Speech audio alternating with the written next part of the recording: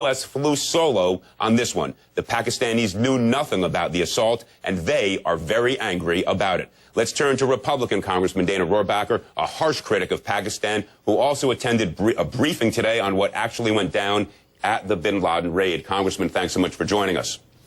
Just to put this out on the table, you have been intensely critical of the Pakistani government. You want to eliminate the entirety of the U.S. aid that they receive. I used to be Pakistan's best friend. Right. What happened? They were our allies, but we were fighting the Russians.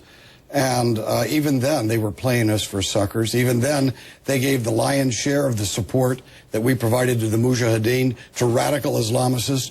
Well, over the years, how much more do they have to do before we realize they've been lying to us? The leadership in Pakistan have been lying to us, and they are allied with people who hate our way of life and wish to do harm to Americans. Well, a lot of people agree with what you just said, how you characterized their relationship with us. Just to put numbers on this, since about 2002, we have given them about 11.7, close to $12 billion in military aid and economic aid totaling a bit over $6 billion. So you're talking there about about $18 billion of aid, military and economic. And we have $6 billion more in the system that's heading to them in the next couple of years. Here's the question I want to ask. Let's see if we can get our arms around this question. What interests do we have in Pakistan? Let's see if we can take them off. They are a major nuclear power.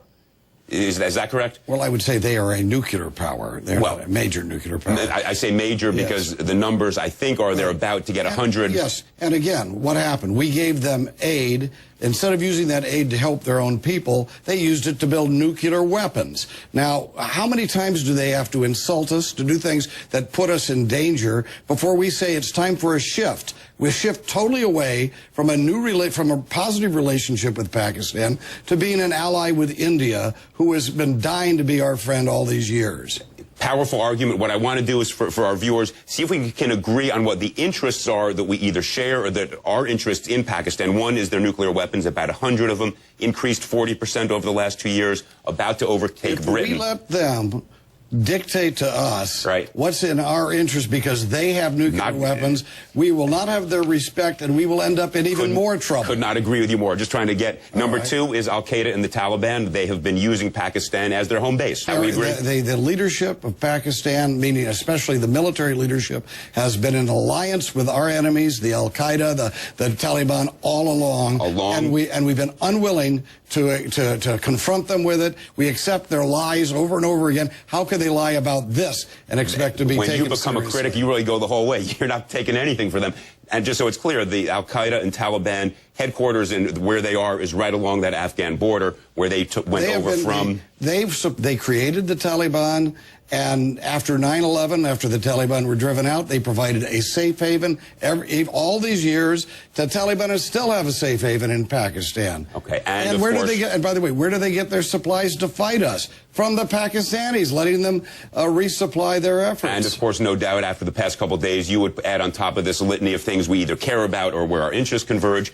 You would say, no doubt, they've been shielding bin Laden through their intelligence agencies. That's correct. All right, now, here's the question, though. You want to eliminate this financial aid. I understand at a visceral level. Of course you want to do that. But if we do that, does that not eliminate whatever leverage we might have to bring them towards us? Just the opposite. They think we're fools. They're playing and we are fools. We're fools for giving somebody who hates our way of life and has been doing so many things to put us in jeopardy and to give them money. They won't respect anybody like that, and we will be in worse danger by having a lack of respect from these people than if we say, okay, you've proven yourself you're our enemy. We're going to make friends with India. Let me add one other fact here, which actually cuts in your favor. There was a meeting on April 16. We know about this from news reports that were pretty detailed between the Prime Minister of Pakistan, President Karzai of Afghanistan, in which supposedly the Pakistani Prime Minister said, get rid of the United States. We're kicking out the CIA. Let's begin to lean towards China. They are the future. Now, but again,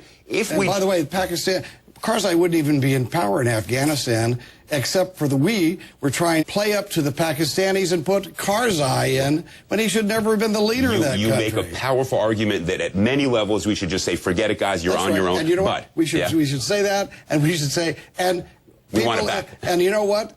And Afghanistan and Pakistan, settle your own problems. We're leaving. We're no longer going to have our troops there to take the hits from your people. But here's the question: we have, despite their public arguments, their public cries, been sending drone attacks into Pakistan in numbers that had never been matched before the past couple of years under President Obama, and President Bush did it as well, to get rid of the al-Qaeda leadership. Do we not need some cooperation with the Pakistani leadership to do that? Do we not need a pretty good relationship with their military? No. Why not? Well, number one, we don't need to go and destroy all the Taliban leadership, but unless they are threatening to us, all right? And the al-Qaeda leadership, unless they are threatening to us, you have to remember, the al-Qaeda philosophy and the Taliban, the Pakistani leadership has the same philosophy. We are dealing with our enemies here. As I said, I agree with the articulation of the facts. The question is, how do you then get the leverage to persuade them to act otherwise, other than through this ongoing relationship building? You don't give them money. You don't give them money so they think that we're weak and foolish and cowardly. What you do is you say, you're on your own. And then you ally with other powers in the area who are their enemies. And such as? Such as India. So you're saying such as India. There are lots of countries around Pakistan. I mean, we could even bring the Russians back into the region. Let me switch gears quickly. You were at the briefing today where you got significant details about the attack on the compound. Yes. What was the detail you've heard that was most amazing, most startling, that was most revealing? I can't say because it was a classified. All right. Well, the one you can tell us. I can't say because it was a classified briefing. All right. We can't, I guess, choice but to take that as an answer. Congressman, when it is declassified 85 years from now, you'll come back and give us more details. All right, Congressman, thanks so much for being here. All right. Edie Hill joins me now. She's